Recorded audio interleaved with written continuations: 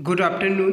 BSc third semester HNB Garhwal university में जो इस बार के जो एमसीक्यू टाइप पैटर्न में जो एग्ज़ामिनेशन हो रहे हैं वो किस तरीके से होंगे और उनका एक सैम्पल पेपर मैं आपके साथ डिस्कस करने जा रहा हूं।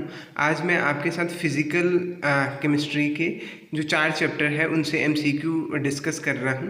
वैसे हम हर एक चैप्टर को 1 बाय 1 डिस्कस करेंगे, बढ़िया से डिस्कस करेंगे, पर आप इसको इंट्रोडक्टिव वीडियो समझ सकते हैं कि एग्ज़ाम में किस तरीके के क्वेश्चन आएंगे। पहले मैं सिलेबस को डिस्कस कर लेता हूँ। सिलेबस में आपके पास फिजिकल केमिस्ट्री में 4 यूनिट आपके पास है, जिसमें से सॉल्यूशन पहली यूनिट है, दूसरी यूनिट फेज है, तीसरी यूनिट कंडक्टेंस है, इलेक्ट्रोकेमिस्ट्री चौथी यूनिट है। ऑर्गेनिक केमिस्ट्री में कार्बोक्सिलिक एसिड एक यूनिट है, 5वीं यूनिट है। अगली यूनिट है एसिड डेरिवेटिव, फिर है एमाइंस एंड डायज़ोनियम साल्ट। 8वीं यूनिट है अमीनो एसिड और 9वीं यूनिट है कार्बोहाइड्रेट। जैसे पिछली बार जो पेपर हुआ था उस पेपर में अमूमन उन्होंने 35 सवाल पूछे हुए थे और उस 35 सवाल में से हर एक सवाल 2-2 नंबर का था, एमसीक्यू टाइप था। तो मैं ये मान रहा हूँ कि 9 चैप्टर हैं आपके पास, तो हर एक चैप्टर से 4-4 क्वेश्चन मैंने डिस्कस किए हैं और इस वीडियो में मैं आपको फिजिकल केमिस्ट्री का पोर्शन डिस्कस करने जा रहा हूँ। मैंने अभी आपको सिर्फ क्वेश्चन दिए हैं, इनके आंसर मैं बाद में डिस्कस करूंगा, तो आप खुद से देखिए कि आपको कितने क्वेश्चन अभी आ रहे हैं। तो ये एक इस तरीके का डेमोन्स्ट्रेशन या डेमो वीडियो है कि किस तरीके के क्वेश्चन आएंगे। तो पहला सवाल जो है मैं वो डिस्कस कर रहा हूँ कि पहला सवाल है जैसा, in which of the following the law which state that amount of gas dissolved is proportional to its partial pressure।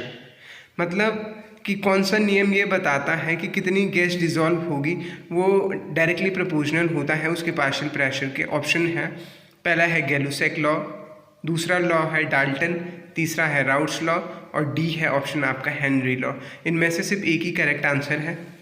दूसरा सवाल है, the solubility of iodine in water increases in the presence of. Solubility of iodine in water iodine की solubility water में increase होगी अगर इन alcohol में option B है potassium iodide, सी है क्लोरोफॉर्म, डी है सोडियम हाइड्रोक्साइड।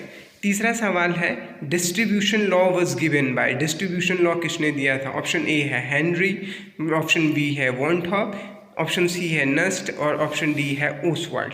चौथा सवाल है, distribution coefficient is given by formula. Distribution coefficient का फार्मूला होता है जहाँ C1 है कंसंट्रेशन ऑफ सॉल्यूट और C2 है कंसंट्रेशन ऑफ सॉल्वेंट। तो ऑप्शन ए है C1 divided by C2, option B है C1 into C2, option C है आपका C1 plus C2, option D है आपका C1 माइनस C2। पांचवा सवाल आपके पास है, डिसोशिएशन ऑफ CaCO3 इस कैल्शियम कार्बोनेट का डिसोशिएशन है 1 component system, option A, option B 2 component system, option C है 3 कंपोनेंट सिस्टम और ऑप्शन डी है आपका 2 फेज सिस्टम हो गया है।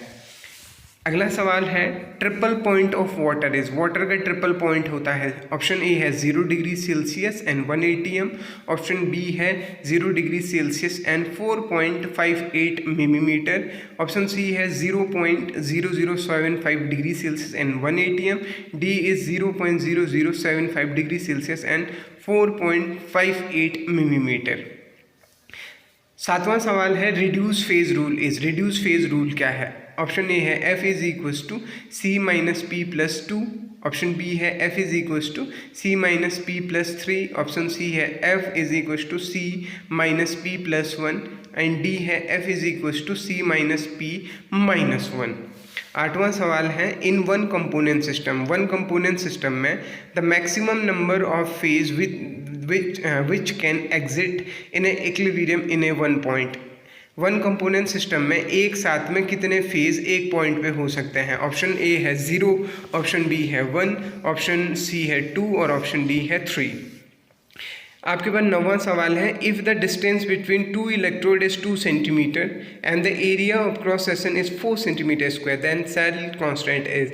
जब आपके पास दोनों इलेक्ट्रोड के बीच की डिस्टेंस 2 सेंटीमीटर दे रखी है और उनका cross section area 4 centimetre square दे रखा है, तो सेल कांस्टेंट की वैल्यू कितनी होगी? ऑप्शन ए है 2, ऑप्शन बी है 0.2, ऑप्शन सी है 0.5 और ऑप्शन डी है 8। 10वां सवाल है the conductivity of solution depend. Conductivity किस पे डिपेंड करती है?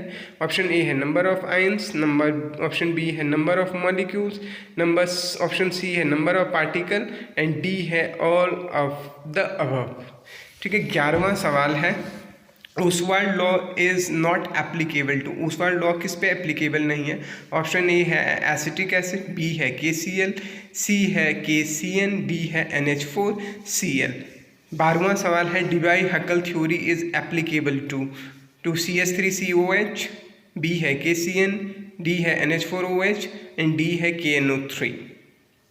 13वां सवाल है most reducing agent in aqua solution. Aqua solution में सबसे ज़्यादा रिड्यूसिंग कौन है? ऑप्शन ए है लिथियम, बी है सोडियम, सी है सीजियम, डी है फ्लोरीन।